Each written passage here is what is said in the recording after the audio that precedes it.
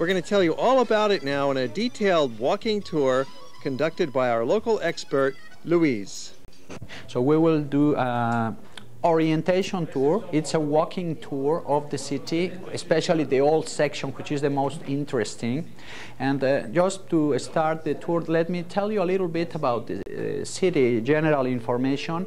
We are located in the north shore of the St. Lawrence River. So Quebec's province is a big province. Canada is the second largest country in the world in extension. Quebec is the biggest in extension of the 10 Canadian provinces. 7 million live in the province of Quebec. Not a lot of people for such a big territory. 6 million speak French and 1 million speak English in the province. The Anglo people, most of them live in Montreal, which is the most important city economically. But Quebec City is the capital of the province, so the site of the government is right here in Quebec. Total population of about 650,000 people. 98% of the people are French-speaking here, Catholics. This is a small city. It's not a very, very big place like Montreal, for example, very industrial, very important. Here, most of the people work on the services sector. That include insurance companies, banks, shopping centers. Tourism plays a very big role in the economy, especially in the summer. The main private employer here is pulp and paper. We will see the factory of paper. You have a lot of newspapers in the United States that are made from paper coming from Quebec, like the New York Times, the Washington Post. We have a shipyard that builds a lot of ships here. There was a lot of military ships that were built here, but since the Cold War ended, now we have cruise ships that are built. We have 10 hospitals in the city, 15 shopping centers. Quebec is the only city in North America with the old walls still intact. The old city where we are is surrounded by a big wall, and these walls are about 5 miles of circumference around the old city, and all were built by the British after the conquest. So by fearing other invasions, other attacks, the British started building all the fortifications you see today in Quebec City, including the citadel, which is this fort. Fortunately for everybody, the peace was signed after that, and these walls, this citadel, never served to defend the city in reality. Of course, we have the Frontenac Hotel. This tower you see here looks like a castle. In reality, it's a hotel, and it's always been a hotel since its construction in 1893. Now, prior to that hotel, there were 2 other castles there. During the French regime, there was the Saint Louis fortress. It was the fortress of Samuel de Champlain, the founder, on the same spot. And after, during the English domination, there was the House of the Governors of the British colony in Quebec City. It's the symbol of the city of Quebec. Most of the homes you see today in Quebec City, in this whole section, are from the 19th century. 19th century, some date back to the 18th century, and the oldest homes we will see are from the 17th century. In the past, people weren't taught English in the school. It wasn't mandatory. Today, the younger people are all bilingual. But in the rest of Canada, believe me, nobody speaks French. It's a utopia to pretend that in Canada, the coast to coast, everyone will be bilingual, because in Toronto or in British Columbia or in Alberta, nobody needs to speak French. That everybody knows that because they are English. Now we are going to visit the Parliament building. The political situation in Quebec is quite fascinating and complicated. There is a movement to create an independent nation, to secede from Canada, because the French speakers want to have their own country. The struggle for sovereignty has been going on for about 30 years, but it's been losing strength recently, so Canada will probably stay together. In a moment, Louise will tell us about it in some detail. So this is the Parliament building for the province of Quebec. The power is in the hands of the Parti Québécois or Quebec Party.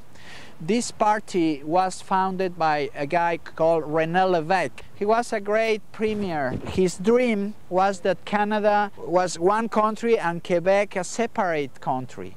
Rene Levesque, whether or not you agree with his ideas, he was a great premier. Everybody liked him, even those who are against separation, because he made a lot of things for the province. And 4 years ago, the same party of Rene Levesque, the Quebec Party, won the elections again at the provincial, and they still want to separate from Canada. They haven't changed, but the option went up because now, instead of 40% in 1980, there was 49%, so almost half. So they went up in 15 years. So, but they still lost because 51% voted again. Actually, the people that vote for independence are normally most of the French descent people, the people from French ancestors. They all vote for the independence. But in Montreal, there's 1 million people from English descent. So they vote all against, okay? And the immigrants, most of them vote against. If you go to the university here, all the young people voted for independence, okay? All of them, okay? But the people 60 years old, 65 Quebecers, they all voted against. You know why? Because at 65-year-old, you work very hard for what you have, and you get your pension at that time, and you don't want to lose that, okay? That's normal and logic. We are all human beings, you know? It's gonna be very difficult, in my opinion, but I can understand very well that they want to protect their French, their culture, and their roots, finally, you know. They don't want that to disappear, and I agree with them, you know. There's pieces of Quebec that would separate from Quebec as well. Yeah, so it would be a partition of a partition. This would be very complicated. I think we are better off working all together, to tell you the truth. This building was built in 1877. The construction lasted for 7 years, till 1884. And it's modeled in buildings like the City Hall in Paris or the Louvre Museum in Paris. It's a French Renaissance architecture. You can see that the place of honor is dedicated to the Aboriginal people, the first inhabitants of Canada. This is an Algonquin family. On the top of the Indian family, there's the two generals of the Battle of the Plains of Abraham. With the arm extended is James Wolfe, the British commander, and next is Marquis de Montcalm, the French general. And below him, you have Frontenac. Frontenac was Governor General of New France during the first British attack. The tower is dedicated to Jacques Cartier, the discoverer of Canada. But you don't have his statue there. It's just the tower that is dedicated. You can see the name there, Jacques Cartier, in the middle.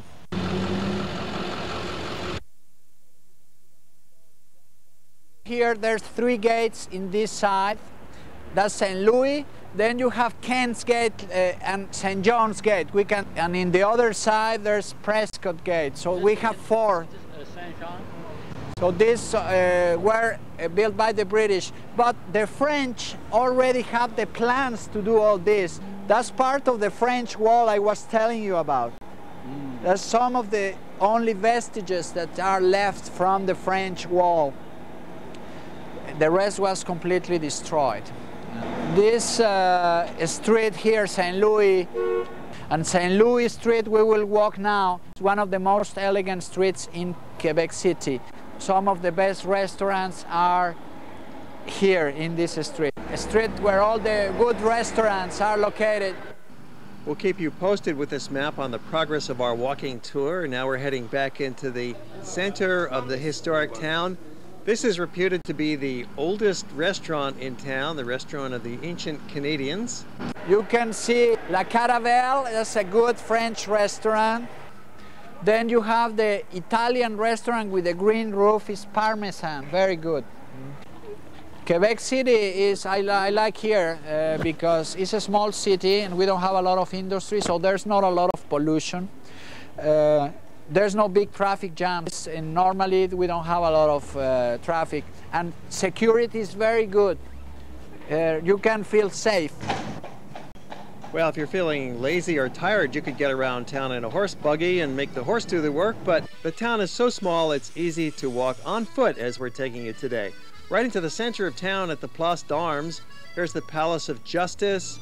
Important buildings and nice restaurants are all located around this central square. And just around the corner you'll find the Hôtel de Ville, the city hall.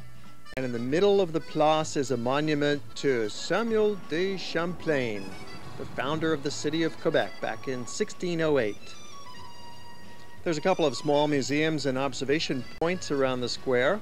And the Holy Trinity Church was the first Anglican church built outside of England in 1799, modeled after St. Martin in the Fields.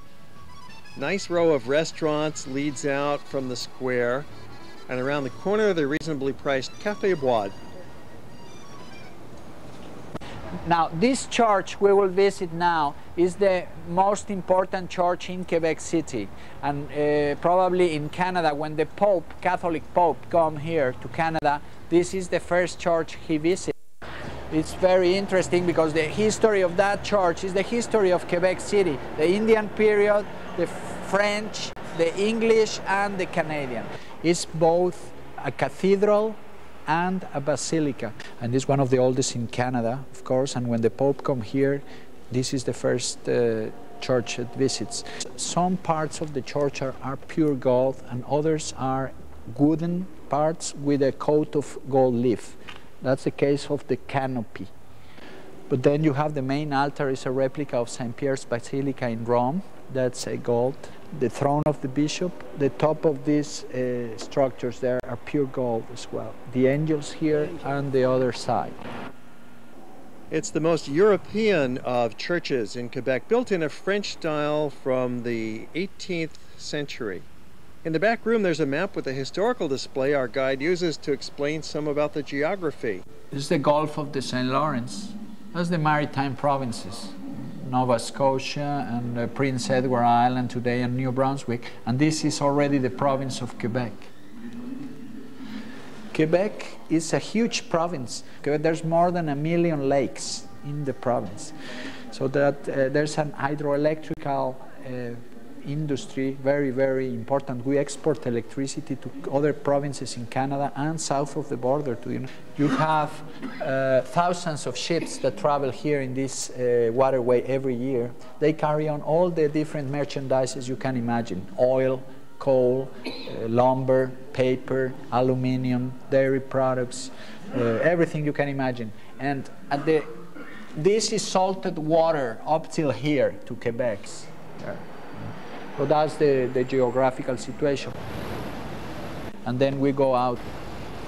There's also a museum called French America's Museum, which is interesting. But you can see a very interesting exhibit about Quebec City at the time of the French. So now we are going downhill here on Sainte-Famille Street, have a nice view of the Quebec Harbor, and then go down to the lower town. I was telling you, it's my favorite part of the city.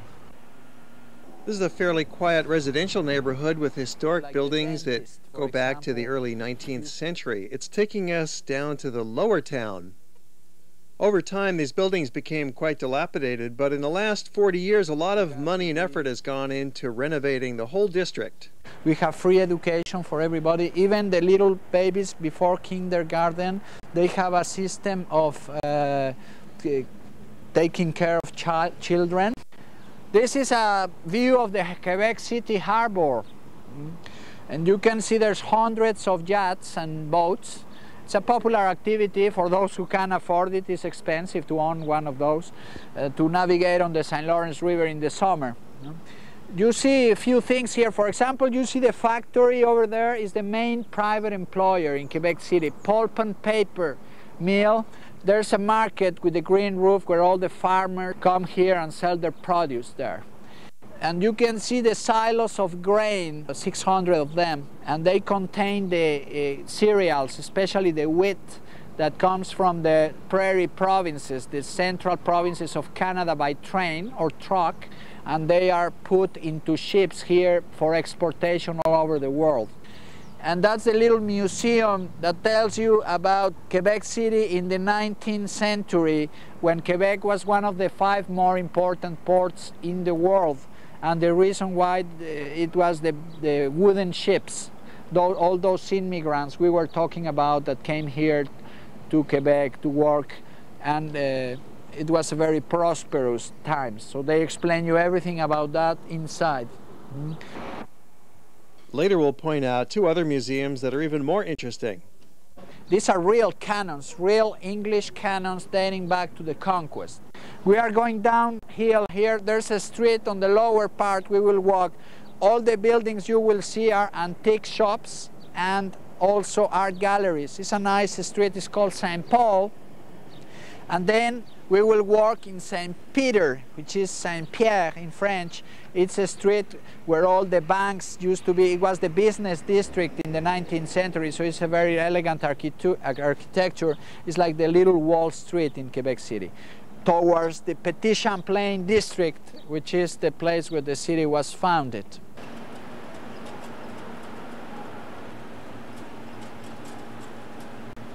We are getting out of the wall now, right here. Good observation. But if you had come here in the 1950s, everything was falling into ruins here, you know? All the buildings were very old and very in bad state, and the government injected millions of dollars to restore and to rebuild, and they did a good job, you know. But some of the 19th century homes you see today have been renovated in the 1950s. Okay, this street, all the buildings you see are antiques, homes, antique houses for collectors. A lot of, like you see this place here, only mirrors, but all kinds. So you can spend a whole afternoon here in these shops, especially the ladies. Yeah, normally the people that live upstairs sometimes are the owners of the shops, and sometimes are just residents of the old city. It's a good place to live because you are close to everything. Property is a little bit more expensive here than in the average.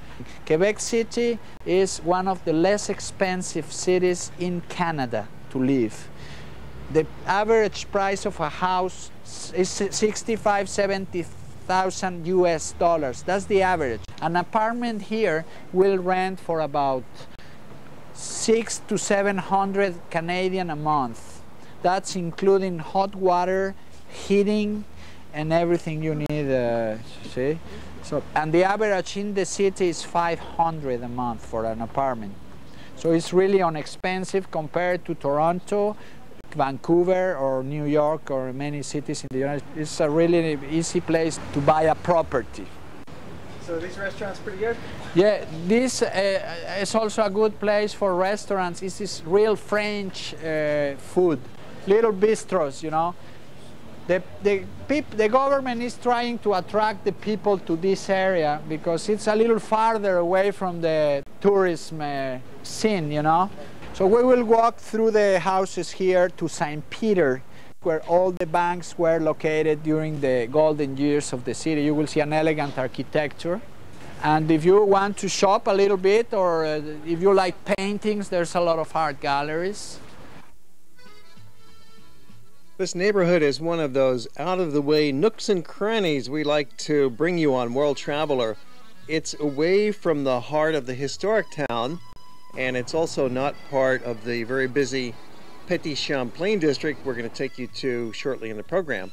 This instead is St. Peter and St. Paul Streets, and as you can see, there's a lot of interesting shops as well as nice old buildings in the neighborhood. So you don't have to be a shopper to enjoy it. If you just like to see old things and pretty sights, it's a nice spot to come on your walking tour. So be sure to get down here. Corner of St. Paul and St. Peter, okay? You see some vestiges of that elegance in the 19th century buildings. For everything was moved by horse before, from people to garbage collection to firefighters. Everything was by horse. There's also a museum next door here, which is the Museum of Civilization. It's a fine museum. They have 10 different exhibits, 4 of them permanent. It was opened in 1988. And it's very interactive, and they have state-of-the-art technology. You can participate a lot.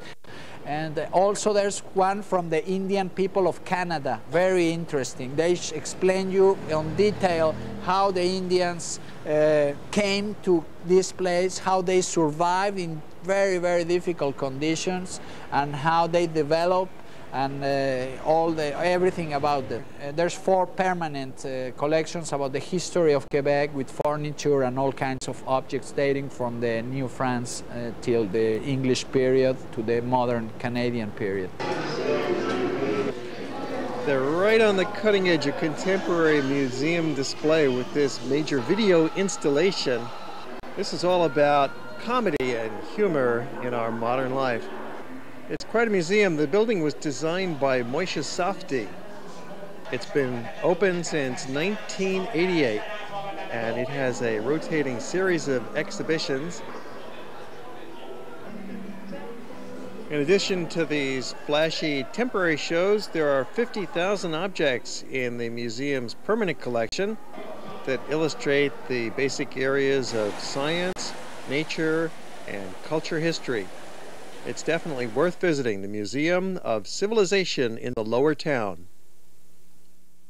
On our way to the Royal Square in the Petit-Champlain district, we came across one of the most impressive outdoor murals any of us had ever seen. Yeah, you can walk in almost. It's a trompe-l'oeil, it's an optic illusion. They like that.